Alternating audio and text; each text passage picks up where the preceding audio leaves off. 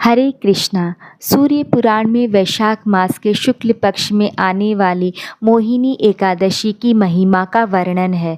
महाराज युधिष्ठिर ने भगवान श्री कृष्ण को पूछा, हे जनार्दन, वैशाख मास के शुक्ल पक्ष में आने वाली एकादशी का नाम क्या है? इस व्रत का पालन कैसे करें?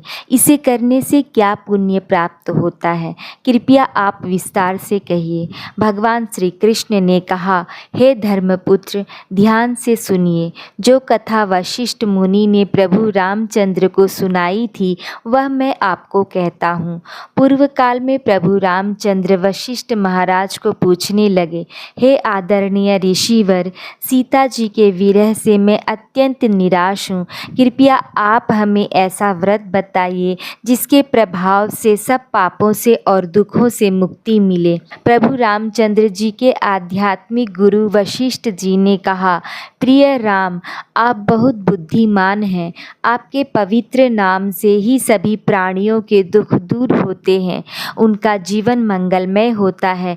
फिर भी सभी जीवों के उद्धार के लिए पूछा गया यह प्रश्न प्रशंसनीय है। अब मैं आपको इस व्रत की विस्तार पूर्वक कथा कहता हूँ। वैशाख मास के शुक्ल पक्ष में मोहिनी एकादशी आती है। वो बहुत ही मंगलकारक है। इस व्रत के पालन से व्यक्ति संसार के दुखों से, अनेक प्रकार से तथा भौतिक भ्रम से मुक्त होता है। प्राचीन काल में सरस्वती नदी के किनारे रम्य भद्रावती नामक राज्य था। धृतिमान नामक राजा वहाँ राज्य करता था। चंद्रवंश में जन्मा यह राजा सहिष्णु और सत्यवादी था। उसी शहर में धनपाल नामक एक वैश्य था जो बहुत ही पुण्यवान वैष्णव था। जनहित हेतु उस भक्त धनपाल ने नगर में अनेक धर्मशाला, रुग्णालय, बड़े मार्ग, पाठशाला, बाजार और भगवान विष्णु के मंदिर की स्थापना की थी। पीने के पानी के कुएं, शुद्ध जल का तालाब तथा अन्न छत्र पूरे नगर में बनाए थे। इस प्रकार जन कल्याण के लिए अपने धन का उपयोग योग्य तरीके से करते हुए अपना नाम धनपाल सचमुच सार्थक किया। सबका हित चिंतने वाला, सबके ऊपर प्रेम रखने वाले इस वैष्णव के 5 पुत्र थे। समन, धुतिमन, मेधवी, सुकीर्ति और धृष्ट बुद्धि, ये उनके नाम थे। इन सभी में धृष्ट बुद्धि बहुत पापी और दुराचारी था। दुष्ट व्यक्तियों का संग, व्यभिचारी स्त्रियों का संग, निष्पाप पशु की हत्या, मांस मदिरा पान करना, इन सब पाप कृत्यों से वह अत्यंत पापी और दुराचारी बना था। अपने परिवार के लिए वो कलंक था।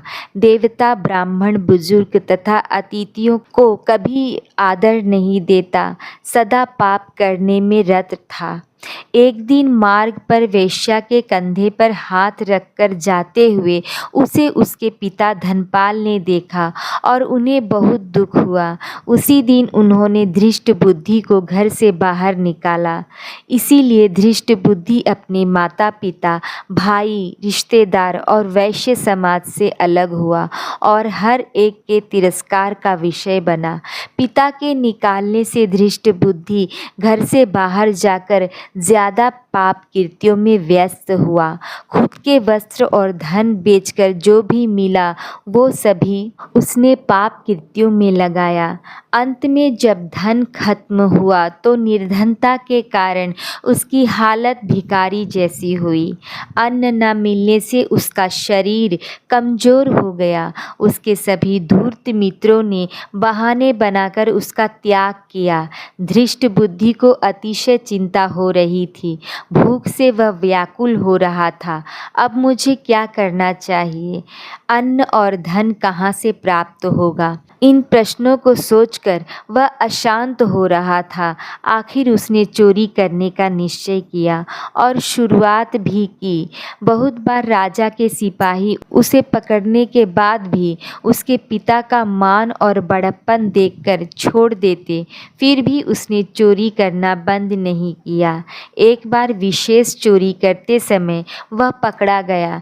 तब राजा ने उसे कहा, हे मूर्ख, आज से तुम इस राज्य में नहीं रह सकते, क्योंकि तुम महापापी हो। मैं तुम्हें अभी छोड़ रहा हूँ, तुरंत इस राज्य के बाहर चले जाओ।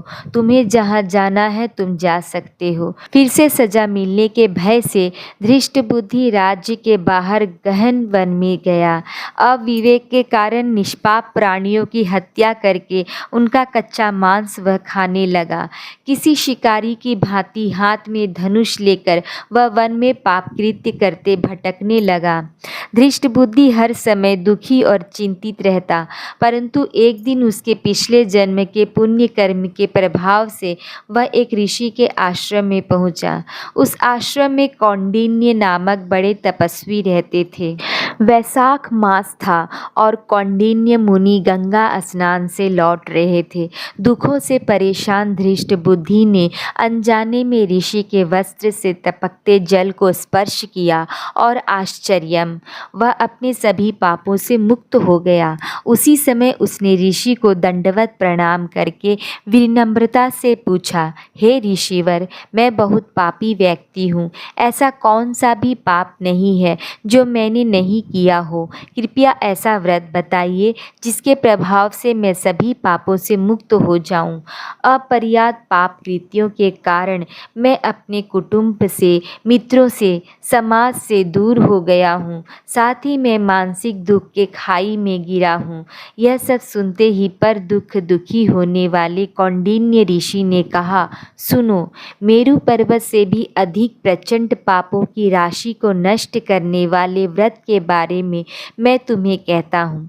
उस व्रत के पालन से कुछ ही क्षणों में तुम्हारे पापों का नाश हो जाएगा।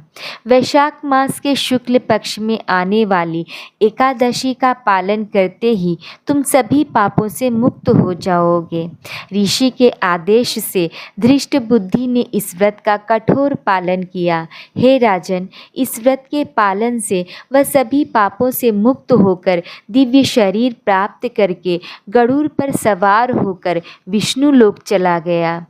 हे रामचंद्र, इस व्रत से सभी पापों से, भ्रम से व्यक्ति मुक्त होता है। इस व्रत से प्राप्त होने वाला फल तीर्थ में स्नान करने से अथवा यज्ञ करने से प्राप्त होने वाले से भी श्रेष्ठ है। तो आइए हम सब मिलकर संकल्प लें, इस मोहिनी एकादशी पर व्रत रखेंगे, भक्ति करेंगे और अपने जीवन को पवित्र बनाएंगे। आप सभी को मोहिनी एकादशी की हार्दिक शुभकामनाएं। धन्यवाद। हरे कृष्णा।